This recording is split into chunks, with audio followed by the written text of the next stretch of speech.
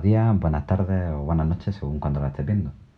Bueno, hoy vamos a ver el tema del Renacimiento en la literatura española. En este tema vamos a observar, en un primer lugar, en qué consiste el Renacimiento, una introducción teórica. Después hablaremos sobre todo de la lírica, de la poesía, de los principales autores de poesía.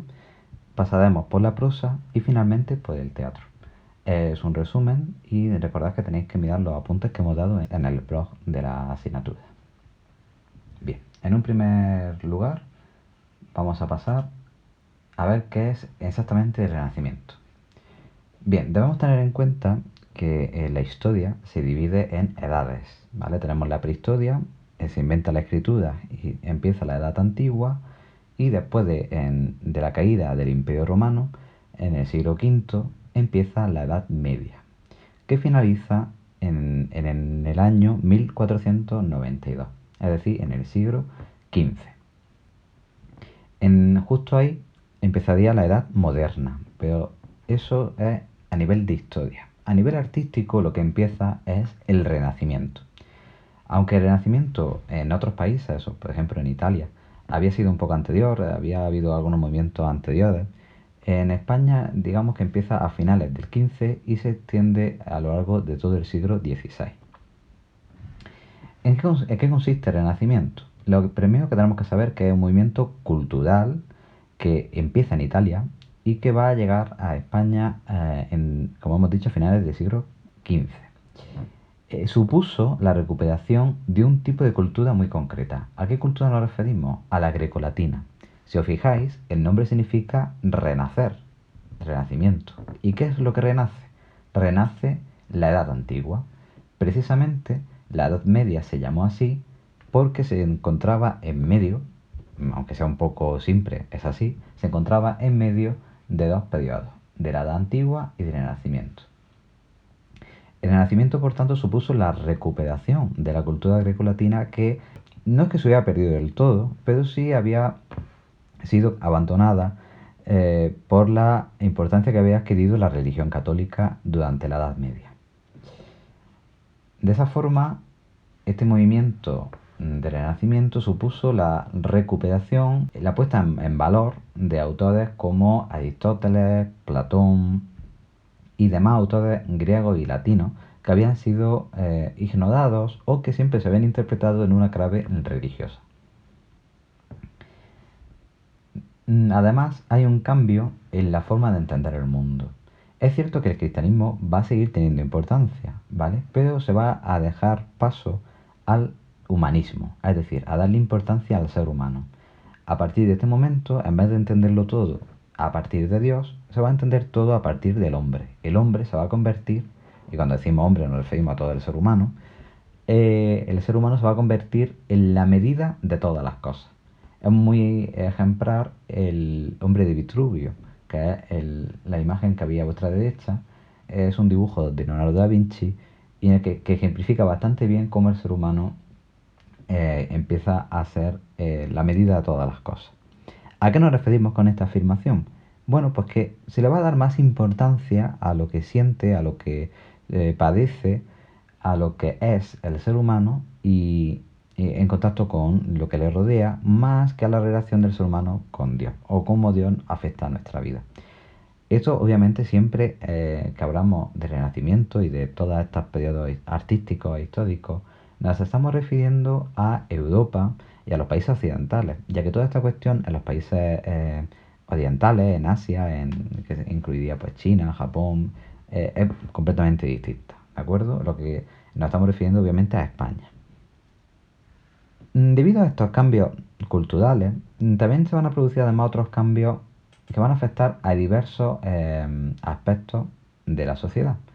En primer lugar, va a haber cambios políticos muy importantes. Se va a empezar a darle mayor importancia a la monarquía. Es cierto que la monarquía hasta este momento había tenido una importancia a tener en cuenta, pero siempre el sistema social había sido feudal. Por lo tanto, muchas veces por la lucha de poder interno, pues era muy fácil que el rey perdiera poder frente a otros señores nobles que ganaban más terreno, tenían más siervos o tenían mayor ejército. A partir de los reyes católicos, ya sabes, el matrimonio entre Isabel y Fernando, que une a los reinos de Castilla y Aragón, va a empezar en España lo que podemos denominar la etapa del Imperio Español. Se va a pasar de un sistema feudal a una monarquía autoritaria, en la que el rey es el que va a tener cada vez más poder. Eso lo tenemos simbolizado con la corona. Además, en este periodo, el imperio se va a ir extendiendo por toda América, ya que se produce la llegada de Cristóbal Colón a América y por tanto se empieza a conquistar estos territorios para España. Por lo tanto, la etapa del Renacimiento para España a nivel político es una etapa de esplendor, en la que vamos a ampliar territorio y en el que los reyes, en este caso, van a acumular un gran poder a un nivel al que antes en la Edad Media nunca habían llegado a tener. ¿Quiénes van a ser los principales reyes durante esta etapa? Pues el primero era el emperador Carlos I, V de Alemania, y Felipe II, que es su hijo, el que veis en pantalla. Aunque ya a partir de Felipe II va a empezar una etapa, sobre todo a final de su reinado y ya cuando tome el poder su hijo Felipe III, va a empezar una etapa de decadencia del imperio. ¿Cómo se refleja esto a nivel social? Bien, lo que sucede es que en la Edad Media existía un sistema social de estamentos. Existía la nobleza con el credo y los reyes, que eran las clases privilegiadas. Y después teníamos al estamento del tercer estado, el pueblo llano, compuesto de campesinos y artesanos. Eran estamentos cerrados. Si tú nacías noble, pues no podías dejar de ser noble. Y si nacías campesino, no podías cambiar y dejar de ser campesino para convertirte en noble. Sin embargo, poco a poco va a ir creciendo un grupo social al que denominamos burguesía, que hoy correspondería a lo que sería la clase media. La burguesía van a ser antiguos artesanos, antiguos comerciantes que van a ir adquiriendo un poder económico. De esta forma vamos a cambiar el sistema feudal que había de estamentos, el sistema estamental, a un sistema basado más bien en la economía, lo que hoy podríamos considerar un precapitalismo, en el que va a tener más importancia cuánto dinero posea que cuántas tierras, cuánto ejército tenga o cuánto prestigio. Por eso aquí empieza en el Renacimiento el cambio del sistema estamental piramidal que vemos a la izquierda al sistema económico de clases sociales, donde encontraríamos la clase alta, que es la que más recursos económicos tiene, la clase media y la clase baja. Pero, de nuevo, este proceso en verdad es mucho más lento. Aquí parece que pasa de la noche a la mañana. No es así. Es un proceso lento en el que poco a poco ganan espacio a nivel social la burguesía y logra imponerse lentamente a la aristocracia, la antigua nobleza. Precisamente los reyes van a ganar poder porque se van a apoyar en la burguesía en un principio para lograr quitarle el poder a los aristócratas que lo habían acumulado anteriormente. ¿A qué se debe que la burguesía adquiera más relevancia, consiga más recursos económicos? Básicamente a que, hay un tiempo en el que hay menos pandemia. Fijaos que hemos estado con una ola con el coronavirus. Va a haber también, se va a aumentar la seguridad en los países. Y esto va a provocar pues que haya un desplazamiento de los pueblos feudales a las ciudades.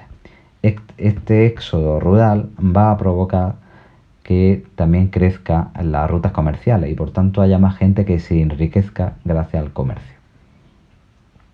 Y por último va a haber cambios culturales muy importantes. Ya hemos dicho que surge el humanismo, que representamos de nuevo con la imagen del hombre de Vitruvio de Leonardo da Vinci. El humanismo que centra su atención en el ser humano, que va a querer investigarlo, va a querer convertirlo en el principal interés de las investigaciones de la época. Se va a abandonar, por tanto, todas esas discusiones en torno a Dios, es decir, las discusiones teológicas. No quiere decir esto que la religión deja de tener importancia. El Renacimiento y el Barroco están todavía dominados por la religión católica y las luchas de poder entre las religiones, porque va a surgir el protestantismo durante la etapa de Carlos I, con Lutero y demás, y obviamente van a producirse unos tiempos convulsos para el cristianismo.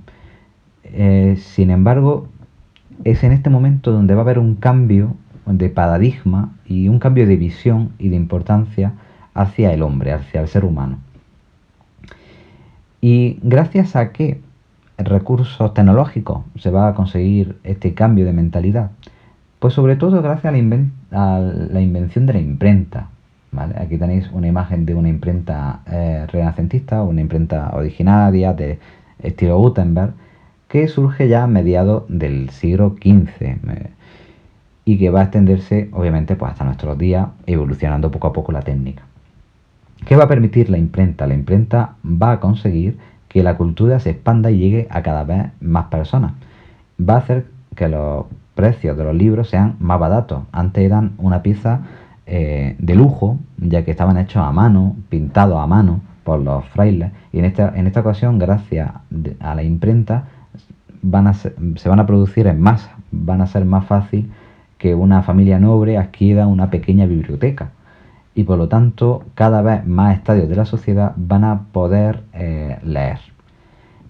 Hay que tener en cuenta también, y ya lo hemos mencionado antes, que el cristianismo sigue teniendo poder, la iglesia va a tener poder. Y por eso, sobre todo a mediados del siglo XVI, usando a la Inquisición, se van a prohibir libros. Es decir, mientras que la invención de la imprenta permite que aparezcan mayor cantidad de obras literarias y por tanto que la cultura se expanda, también se va a ejercer un control sobre eso a través de los índices de libros prohibidos. Lo menciono porque a lo largo de este tema observaremos algunos libros a los que fueron censurados, que fueron prohibidos por la Inquisición. En definitiva, este es el nuevo paradigma que nos vamos a encontrar ya en la Edad Moderna, hasta la Revolución Francesa, y que supone el cambio artístico y cultural del Renacimiento. Un cambio político hacia la monarquía autoritaria, un cambio social que va a producir una evolución desde los estamentos hasta las clases sociales, de nuevo de una forma un poco lenta, con el crecimiento de la burguesía, y unos cambios culturales, con el humanismo y además con un mayor nivel educativo y un mejor acceso a la cultura y a los libros. Ahora vamos a ver el tema, cómo lo abordamos desde la poesía, desde la prosa y desde el teatro. La lírica renacentista. Podemos considerar que se divide en dos etapas, o en dos movimientos menores.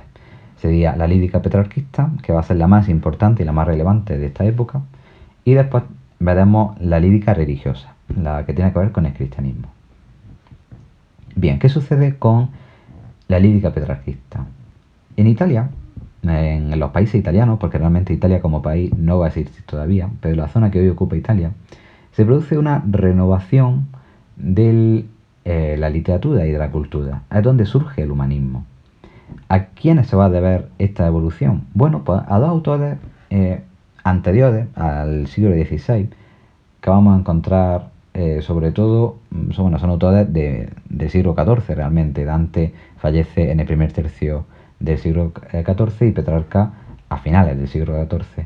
Pero son ellos los que van a asentar los cambios que se van a producir a lo largo del siglo XV y que van a llegar a España a finales del siglo XV precisamente.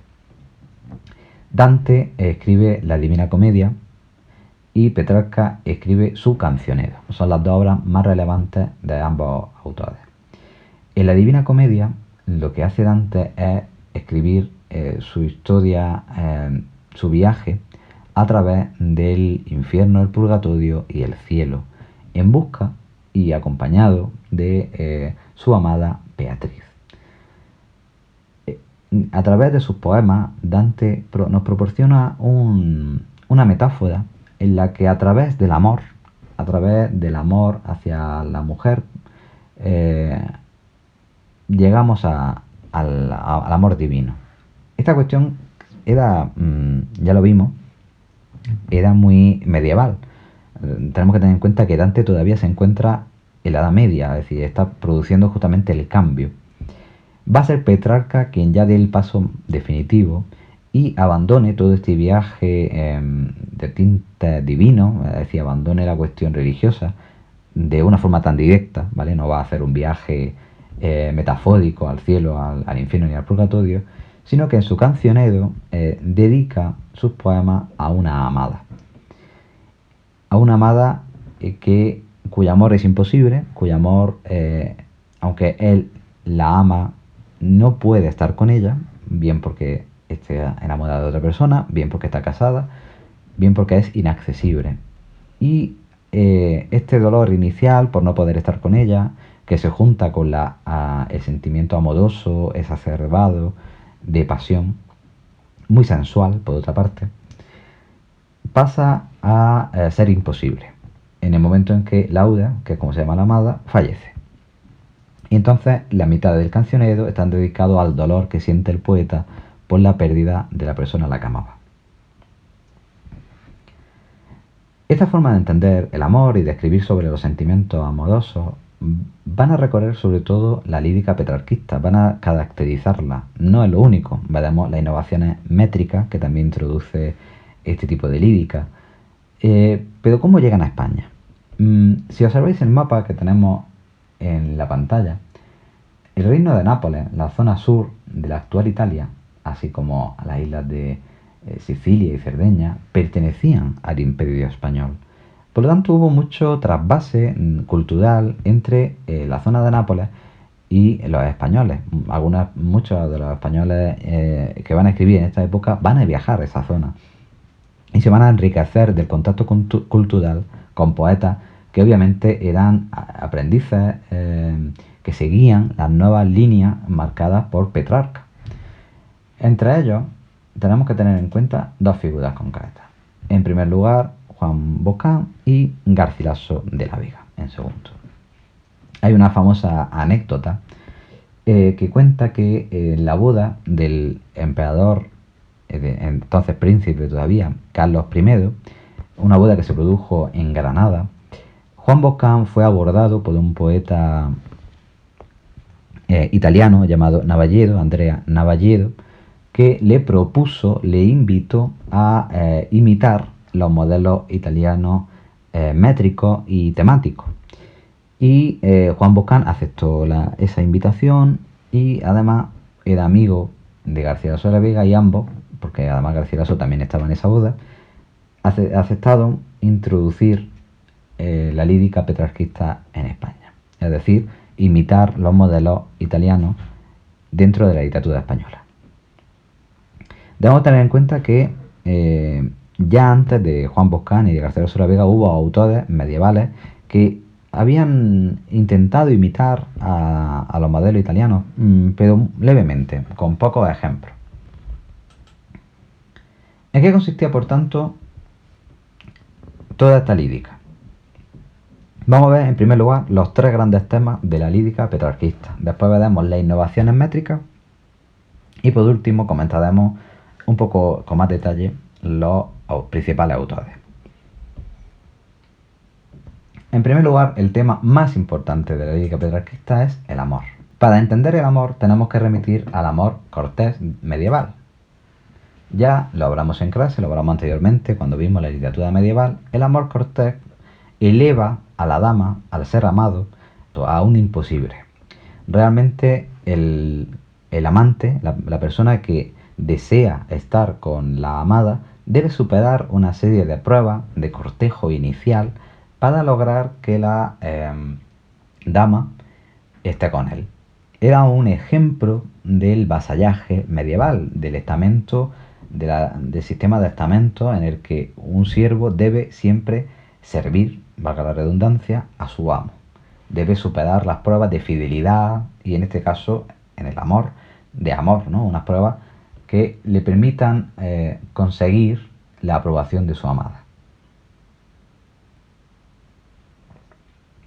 Esto va a evolucionar hacia el amor petrarquista. Solo que este tipo de amor va a ser más realista. No va a ser un caballero que tenga que superar pruebas, no va a haber una prueba concreta, sino que ya se entiende que este amor va a ser imposible obtenerlo. Y básicamente la lírica va a expresar los sentimientos que esta imposibilidad causan al poeta. En un primer lugar, en todo este proceso, tenemos poemas dedicados a cómo el poeta, el amante, observa a la amada, a la persona amada. Y por tanto hace gala de toda su admiración hacia ella. La describe, hay poemas donde se describe a la donna angelicata, ¿vale? A la mujer bella, según los cánones de belleza de la época. También hay poemas dedicados al cruce de miradas, a cómo los ojos se ven el uno al otro y cómo hay casi una especie de trasvase del alma. Esta expresión tan coloquial de que los ojos son el espejo del alma, pues proceden de esta época en la que se entendía que a través de la mirada de los ojos las almas podían dialogar. Bien, pues en estos poemas se hace referencia a cómo los amantes conversan o incluso la amada atrapa el alma del amado. Sin embargo, la relación entre ambos, entre el poeta y la amada, es imposible. Puede ser por muchas causas. Puede ser que ella ya esté casada, que realmente no se lleguen a conocer, porque simplemente no, solo él la ve, pero no se atreve a acercarse a ella, o se pertenezca a mundos distintos. Y finalmente va a ser completamente imposible porque la amada fallece o desaparece de alguna forma. Y la tercera parte, por tanto, va a estar dedicada a recordar a la amada, a sentir dolor. Uno de los tópicos, una de las cosas más frecuentes, es que el amante se encuentre con algún antiguo objeto que le pertenecía a la amada, alguna prenda, alguna ropa o un vestido que se parece mucho, y por tanto ese objeto le cause un gran dolor. En definitiva, casi podemos ver aquí un traslado de la cuestión del loco amor del arcipreste Edita, en el sentido de que es casi una lección de cómo el amor en la tierra es doloroso, causa dolor, mientras que bueno, el amor divino siempre va a estar ahí. Sin embargo, en este tipo de poesía ya no se va a hacer tanto hincapié en la parte divina, sino que se va a divinizar a la amada. Se va a convertir a la amada en un medio para lograr alcanzar lo divino. Se entiende que ya no hay que admirar directamente a Dios, sino que hay que admirar su obra al ser humano. Y obviamente la obra de Dios pues es aquello de lo que nos enamoramos, aquello que nos rodea. De esa forma, en vez de admirar directamente a Dios, se admira, se observa en este caso a la mujer que se ama. Además, debido a esto, tampoco se entiende que haya que sufrir o que el amor sea solo motivo de dolor, sino que va a haber un tópico rescatado de la época grecolatina que es el carpe diem. El carpe diem es una invitación a disfrutar de la vida, a aprovechar el tiempo. Precisamente esto se hace porque se le recomienda a la mujer que aproveche el tiempo de su juventud. Y se acompaña de otro muy típico que es el cóligue Virgo Rosa, aquel dedicado a que las mujeres disfruten de los placeres de la vida y de la juventud, que va a desaparecer. Es el momento de vivir. La época renacentista es una época en la que la literatura va a estar llena de vida y va a procurar que las personas intenten gozar y disfrutar de ese tiempo. Y así también se pasa en el amor. Por cierto, las imágenes que veis en pantalla siguen un poco el canon de belleza de la época, ¿vale? El rubio, los ojos verdes o azules para que sean más exóticos, más extraños, la piel, la tez, ¿vale? Pálida, más blanca, los labios rosados. Se sigue lo que era el canon de belleza. Ya sabéis que el canon de belleza va cambiando según la época. Por lo tanto, las mujeres de las que se hablan los poemas van a seguir el canon de belleza. Muchas veces hay un debate en torno a si las mujeres que aparecen en los poemas son reales o no. Lo cierto es que no tiene que importar si existían o no existían realmente. La cuestión es que en la mayor parte de ocasiones van a seguir el canon de belleza. Van a ser rubias, van a tener los ojos de alguna forma particular y sobre todo la tez pálida y los labios son rosados. Otro de los temas fundamentales de esta época es la naturaleza. La naturaleza va a ser un medio. No es que sea un fin, no es que se abre de la propia naturaleza, sino que va a ser el lugar en el que se transmitan los sentimientos del poeta. De forma general, en esta época se va a poner de moda lo que nosotros llamamos el locus amoenus. Lo hemos mencionado ya anteriormente en otras clases, y es este tópico que habla de un lugar pues agradable, un paraíso natural, un lugar en el que las personas pueden disfrutar de lo mejor que tiene la naturaleza, tipo el campo. ¿Y para qué va a servir?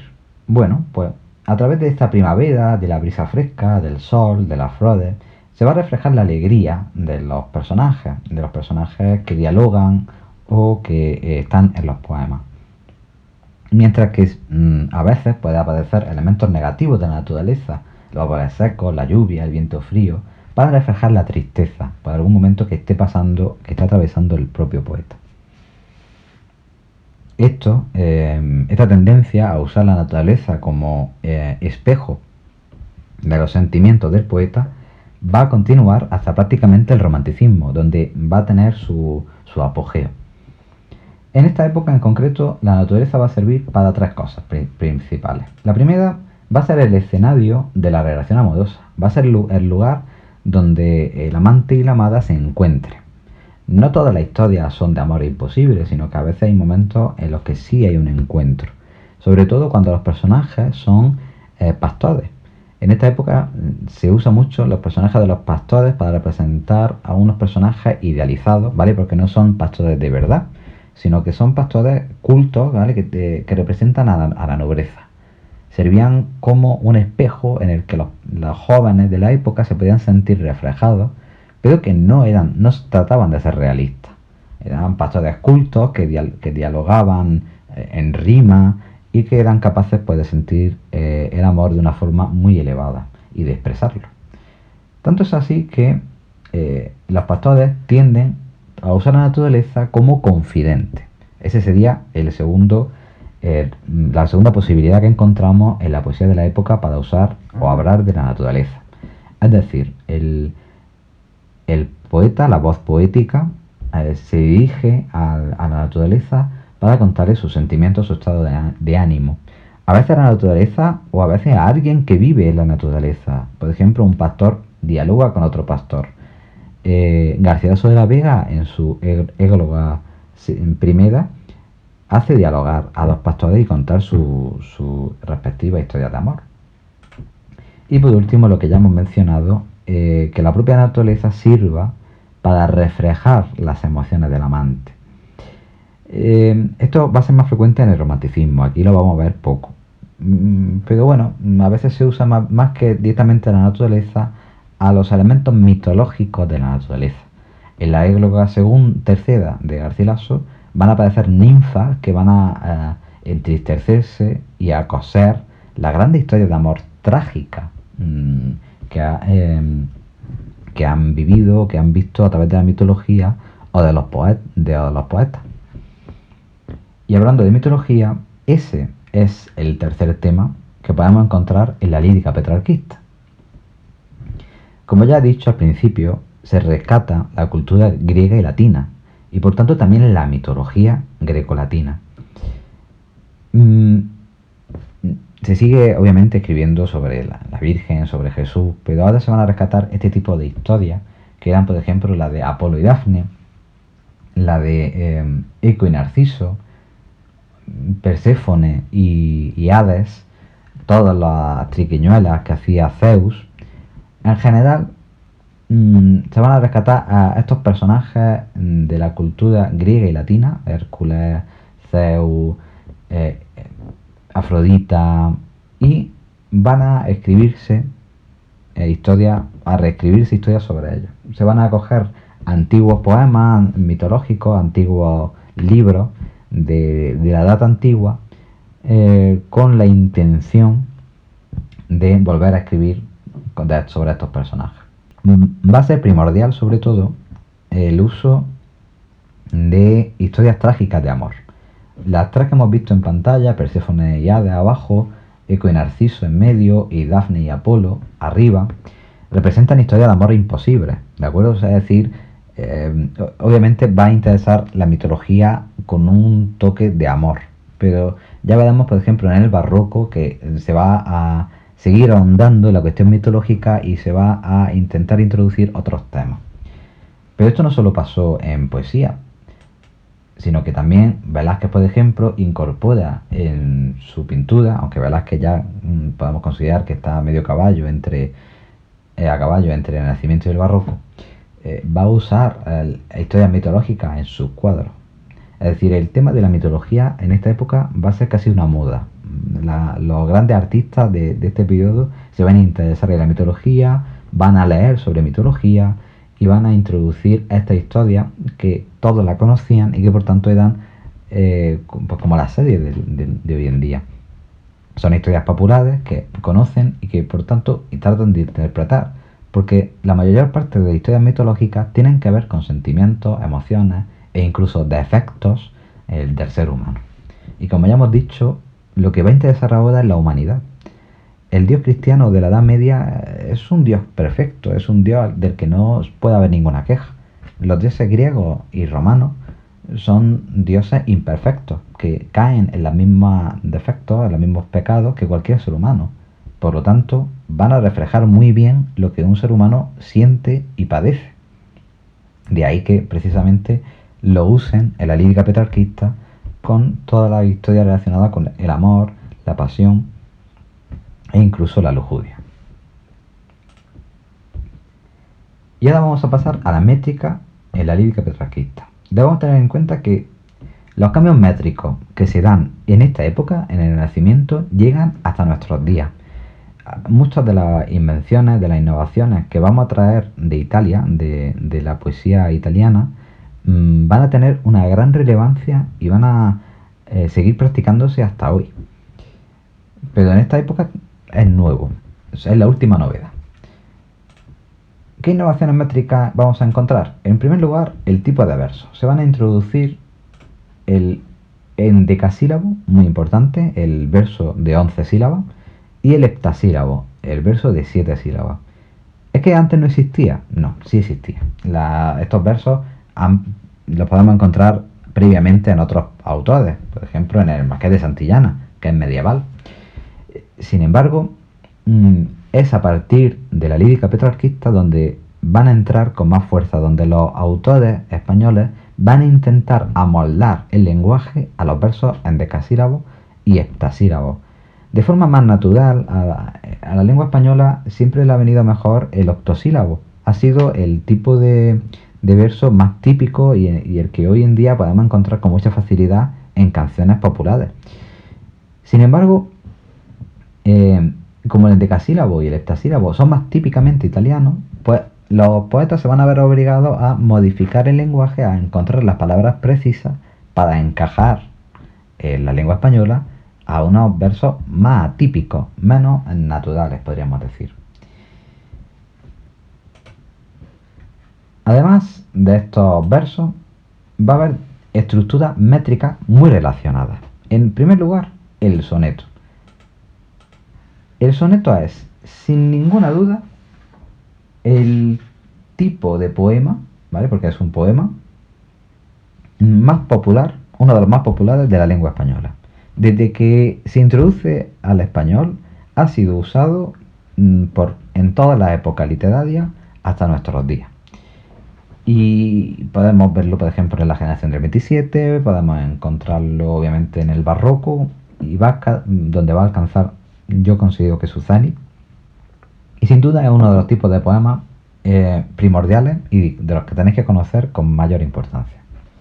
Con mayor hincapié, echarle un vistazo y conocerlo. Son 14 versos. Los 14 versos en decasílabos, que se dividen en dos grupos, uno de 4 versos, ¿vale? Dos estrofas de 4 versos y dos estrofas de 3 versos cada una. Normalmente van a ser dos cuartetos que riman, por tanto, A, B, B, A, de forma consonante, y dos tercetos que pueden rimar bien encadenados, C, D, E, o alternando la rima, C, D, C, D, C, D. ¿De acuerdo? Si veis este soneto de Garcilaso de la Vega, el soneto quinto, pues vemos aquí que las palabras riman A, B, B, A, de nuevo de forma consonante, es decir, casi toda la palabra, incluyendo las consonantes y las vocales, desde la sílaba tónica de la última palabra de cada verso.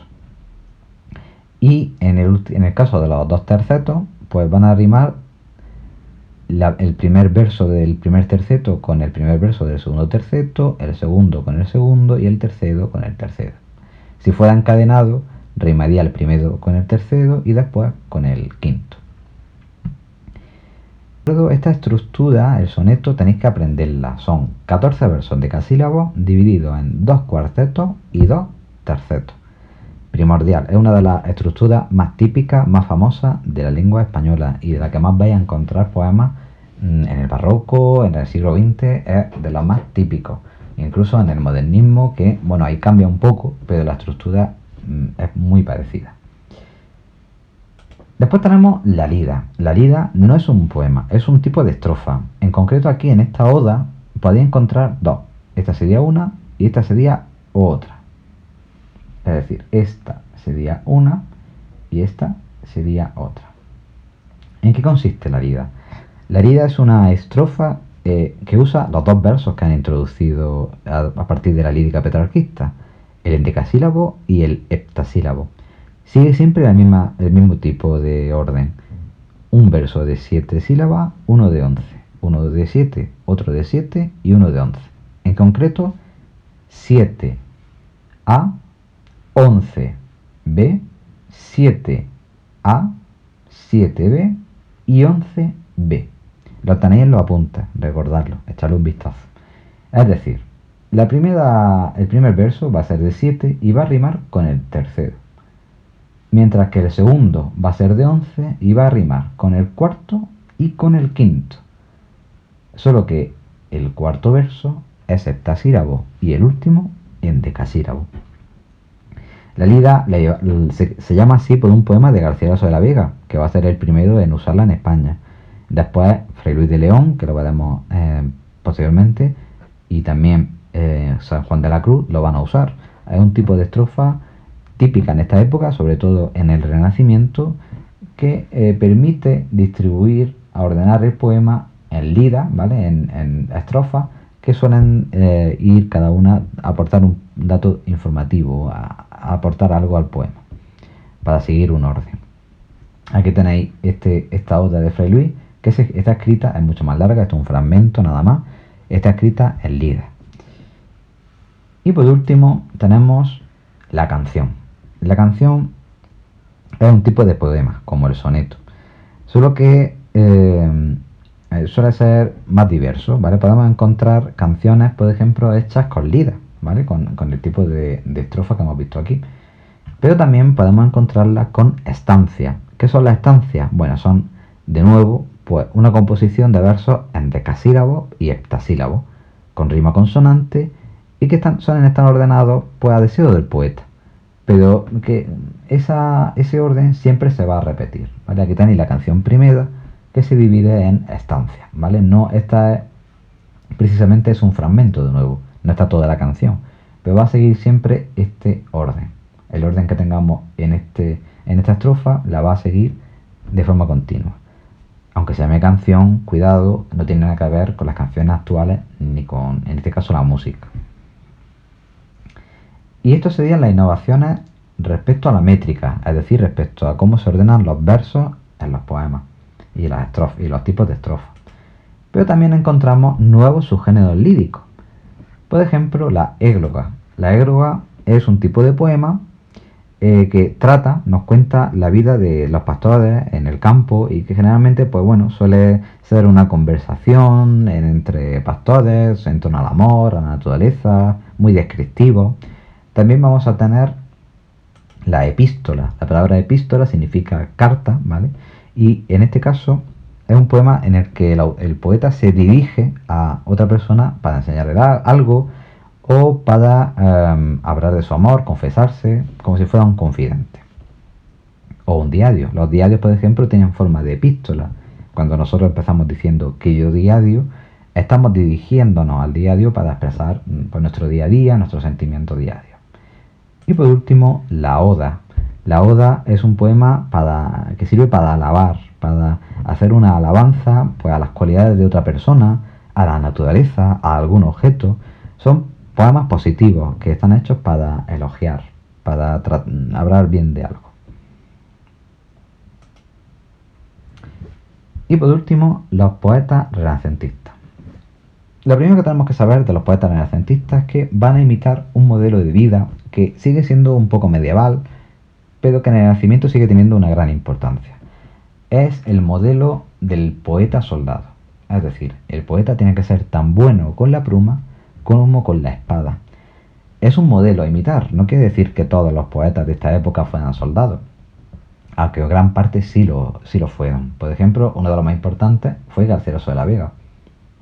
Se ve en la imagen que hemos puesto aquí del fisgón histórico, podemos encontrar que Jorge Manrique, que lo estudiamos en la Edad Media, fue soldado, Garcilaso de la Vega, que lo comentaremos más adelante, Diego Hurtado de Mendoza, otro de los autores, Alonso de Ercilla, y ya un poco posteriores en el barroco y en la ilustración, pues Pedro Calderón de la Barca o José Cadalso. De nuevo, esto es un modelo, es algo que se pretendía, que el autor fuera también un soldado, que los nobles, ¿vale? Los nobles que antiguamente solo se habían dedicado a la guerra, ahora también se interesasen por la cultura, fueran tan cultos como diestros con la espada. Aparte de este modelo, ¿a qué poetas nos podemos encontrar que siguieran la tónica de la lírica petrarquista? Vamos a encontrar una primera etapa que la vamos a situar a inicios del siglo XVI. Con Garcilaso de la Vega a la cabeza, es el poeta sin duda el más importante de todos los que vamos a mencionar, con Juan Boscán como uno de los grandes introductores y con otros autores como Diego Hurtado de Mendoza, que es el que veis en la imagen, o Hernando de Acuña. Estos primeros autores van a ser los que hagan suyos los versos, las innovaciones métricas de Italia, y los que por tanto se conviertan en los innovadores dentro de la literatura española.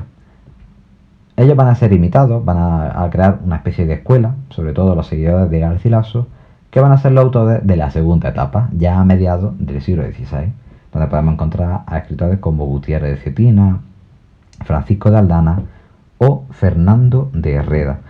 Este último es muy importante porque va a comentar los poemas de Garcilaso de la Vega. Ha dado una pequeña edición, una edición bastante grande, en la que va a dedicar un comentario a cada uno de los poemas, intentando explicarlos y darle una importancia como si se tratase de un clásico griego o latino. Es decir, lo que hizo Fernando de Herrera con Garcilaso de la Vega es algo que solo se hacía en esta época con los autores más relevantes de la edad antigua. Por lo que Fernando reconoce el valor de la poesía de Garcilaso apenas unos 50 años después de que Garcilaso hubiera fallecido. Y por último, también debemos mencionar a un sector de los escritores españoles que eran contrarios a las novedades que venían de Italia. El más importante, sin duda, fue Cristóbal de Castillejo, que no es que estuviese en contra de la nueva poesía, sino que defendía que la innovación no tenía que venir de fuera, de un tipo de métrica ajena a la española, sino que los mismos temas se podían abordar desde una métrica más típicamente castellana, con el octosílabo o con una métrica más tradicional. De todos los poetas más críticos con la lírica petrarquista o con las innovaciones en métrica, pues el más importante fue Cristóbal de Castillejo. No obstante, si debemos detenernos para acabar con este apartado en algún poeta, es con Garcilaso de la Vega. Garcilaso de la Vega nació en el año 1498, aunque hay ciertas dudas. Hay quien sitúa su nacimiento en el año 1503. En esa horquilla de años, entre 1598 y 1503, podríamos situarlo. Lo que es seguro es que fallece en 1536 durante un combate, durante una batalla, ya que recordamos que era soldado. Y, y durante esos pocos años, porque realmente no tuvo una vida longeva, desarrolló una poesía castellana muy relevante. Él se convirtió en el modelo a seguir de la lírica petrarquista en España y por tanto en el máximo exponente que hoy conocemos de este tipo de poesía. ¿Cómo la desarrolló? La desarrolló en múltiples tipos de poemas, su preferencia por los sonetos, pero también por las églogas, las canciones. Fueron destacados. ¿A quién se los dedicaba? Su amor platónico, su amor petrarquista, podríamos decir, fue Isabel Freire, a quien él se dirigía como Elisa. Siempre con este tipo de cosas hay mucho debate de si él estaba enamorado o no estaba enamorado, si el amor era posible. Tenéis que tener en cuenta que Garcilaso pues tuvo su mujer y pudo ser que estuviese enamorado de esta tal Isabel Freire, que era una dama portuguesa. A nosotros como estudiosos de la literatura o como alumnos de literatura nos importa poco. Da igual si el amor fue real o no. En sus poemas, en la voz poética, la voz que dice algo sobre lo que siente, se dirige a Elisa. Y los sonetos, por ejemplo, están dirigidos a este personaje, a esta mujer. Igual que en la égloga se habla de ella también. Además, el estilo de García de la Vega es bastante natural, es muy musical, es bastante claro. Es cierto que hoy en día, si leemos sus poemas, su vocabulario nos resultará más distante, porque obviamente pertenece a otra época. Pero en su momento era un vocabulario cotidiano, era un vocabulario sencillo, accesible, no era difícil y por eso aún hoy es fácil de entender. Lo que pasa es que hay algunas diferencias notables por el paso del tiempo.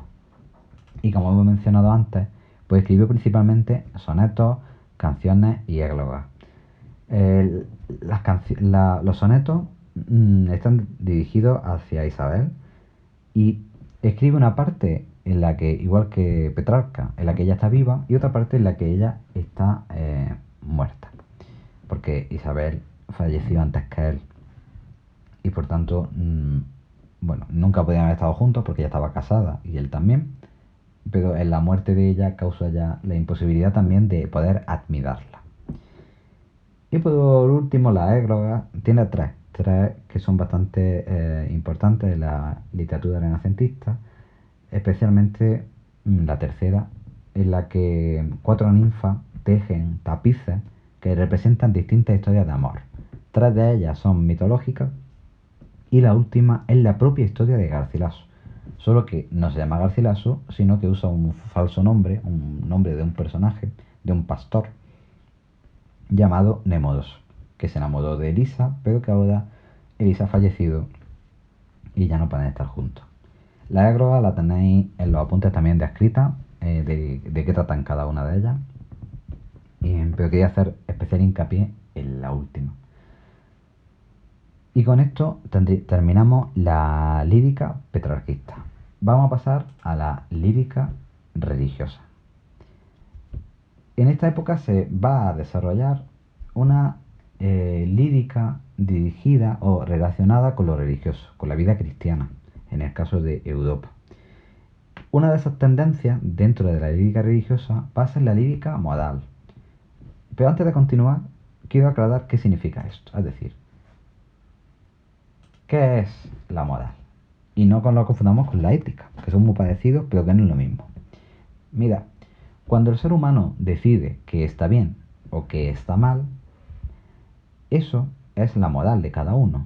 Lo que tú decidas hacer con tu vida y lo que consideres que está bien y está mal son tus códigos y tus valores, la moral por la que te rija. Nuevamente esa moral va a estar en consonancia, ¿vale? Va a tener relación con lo que te rodea. Depende de la familia en la que te haya educado, de la sociedad en la que te hayas educado, del país en el que vivas, de las costumbres que aprendas a lo largo de tu vida. Y obviamente puede cambiar con el paso del tiempo. A lo mejor en tu familia se creía una cosa y cuando eres mayor y creas tu propia familia, consideras o crees en otra muy distinta.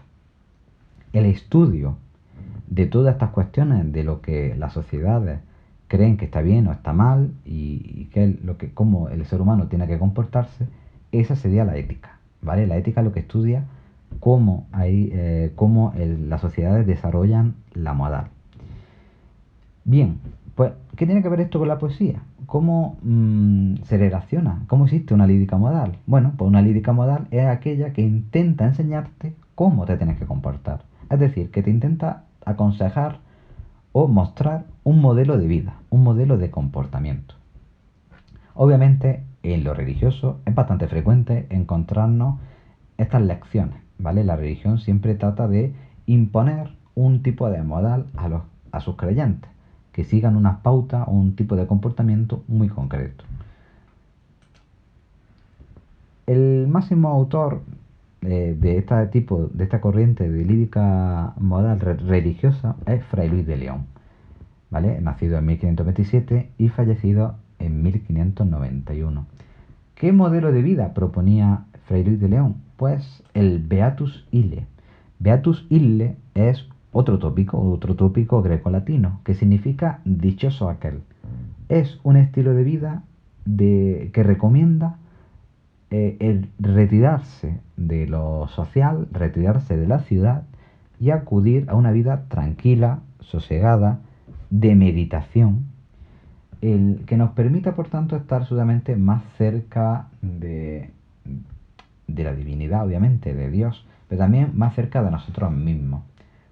Lo que propugnaba Fray Luis era una vida de sosiego, de tranquilidad, de contemplación, que sirva al ser humano para estar más cerca de lo que Dios le pide. Una vida, por tanto, sencilla, muy parecida a la vida del fraile, sin bienes materiales, alejado de la sociedad, de la ambición, del pecado. Y, por tanto, a lo largo de su poesía, pues, va a intentar defender este modelo de vida. A lo largo de su trayectoria como escritor, hizo sobre todo odas, ya sabéis que son alabanzas, bueno, pues alabanzas precisamente a este tipo de vida. Y también fue uno de los principales autores y de los que mejor desarrolló la lira, la estrofa que hemos visto antes. ¿Y cómo era su estilo? ¿Cómo escribía? Escribía usando sobre todo cultismos, palabras ciertamente complejas, difíciles. Arcaísmo, usaba palabras antiguas que a veces estaban un poco en desuso. Y sobre todo empleaba recursos de repetición, ¿vale? Paralelismo, anáfora, repetir la primera palabra, repetir el mismo esquema métrico. Era una de sus características. Y por último, pasamos a la lírica mística. ¿En qué consiste la mística? Es una corriente que evoluciona del petrarquismo precisamente. Es una adaptación religiosa del petrarquismo. Si el petrarquismo considera que el amante, ¿no? No puede estar con su amada porque es imposible, sino que a través de la observación de ella es como, bueno, logra transmitir ese amor. La lírica mística sí permite el encuentro entre la amada y el amante, pero porque este encuentro es metafórico. La amada va a ser el alma del ser humano, mientras que el amante va a ser Dios. Por lo tanto, lo que defiende la lírica mística es que a través de este amor hacia Dios, a través de este anhelo de Dios, de este intento de contemplar y meditar hacia Dios, pues conseguimos una unión mística, una unión entre el alma y la divinidad. Puede parecer muy curioso este tipo de cuestión en la actualidad, pero lo cierto es que había incluso cierta connotación sensual. Tanto es así que algunos de estos poemas, algunos de estos autores estuvieron prohibidos en un principio, aunque hoy estén plenamente aceptados por la Iglesia Católica. Por tanto, qué características tiene la lírica mística? Primero, la influencia petrarquista, en tanto por el tema del amor como por la métrica. Van a usar la métrica típica de la lírica petrarquista. También van a tener una influencia bíblica, sobre todo del libro del Cantar de los Cantares, que básicamente es una historia de una pareja que quiere estar junta y en el que, bueno, pues es muy parecido a la lógica de la unión de las almas, de lo inefable. Se hace además referencia al amante en mayúscula, porque se considera que es Dios. Igual que el alma se le considera femenina, y por eso es la amada la que busca al amante y no al revés.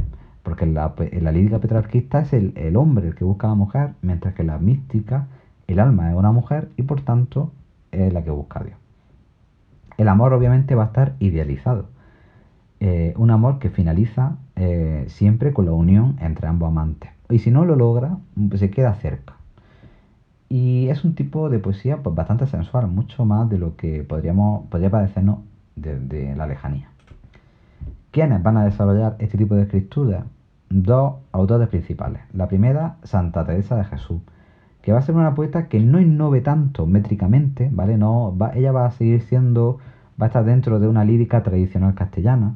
Además, va a tener un estilo cercano, bastante coloquial, y va a destacar sobre todo por su propuesta de la mística. Ella escribió libros donde explicaba y desarrollaba qué era para ella la mística. ¿Vale? Uno de esos libros es Camino de Perfección. El otro autor, aunque no escribió una obra muy larga, es San Juan de la Cruz. Fue una obra breve, ya lo he mencionado antes, pero bastante intensa, donde desarrollaba influencia, aquella sí, petrarquista, castellana y bíblica. Sin duda, entre ambos autores, San Juan de la Cruz es el que desarrolla una poesía más innovadora, más cercana al petrarquismo que en el caso de Santa Teresa. Entre sus poemas destacan Cántico Espiritual, Llama de Amor Viva y Noche Oscura. Sin duda, poemas que van a tener una gran influencia incluso en el siglo XX por el estilo, por la forma en que lo hace. Son poemas, de nuevo, centrados en este encuentro entre la amada con el amado, aquí en mayúsculas porque es una metáfora de Dios. Y aunque hay este juego metafórico, lo cierto es que es un vocabulario bastante sencillo, bastante cercano, y son poemas que aún hoy pues, siguen siendo fáciles de leer. Y con esto, con estos dos autores de lírica mística, acabamos la parte de literatura poética, de Renacimiento. El siguiente apartado que veremos, que se da en el próximo vídeo, es el de prosa y teatro renacentista. También tenéis disponibles un vídeo dedicado en exclusiva a la Celestina, que es otro de los apartados del tema.